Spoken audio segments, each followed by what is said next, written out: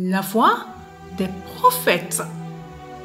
Proverbe 15, le verset 32.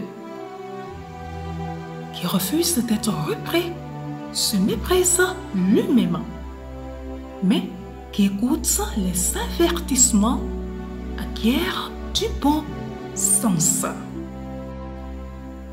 La voix de Dieu, très cher auditeur de Pain Divin, est celle d'un ami.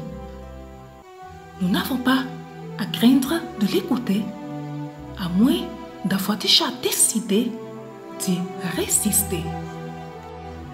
Depuis la chute de l'homme en Genèse 3 jusqu'à Apocalypse 19, Dieu n'a eu de cesse de s'adresser à notre condition humaine déchue par des exhortations répétées et des corrections salvatrices. Il insiste à maintes reprises sur la nécessité de changer de comportement. Personne n'aime être corrigé et confronté à son péché. Aussi, tant d'hommes ont rejeté la foi chrétienne à cause des commandements et des jugements dans les Écritures. Souvent, nous préférons ignorer ce Dieu qui aime tant sa création que depuis toujours, il s'est évertué à la détourner de ses pulsions destructrices. Mais chaque fois que nous sommes sur la mauvaise voie, il se doit de nous en avertir. C'est particulièrement par les prophètes que Dieu parle et nous exhorte à un changement radical. La voix d'un prophète crie toujours dans le désert. Cette interpellation solitaire rappelle à notre âme vagabonde comment cheminer vers la cité de Dieu. Cet avertissement est rarement le bienvenu. S'il l'était, il ne serait de toute façon pas nécessaire.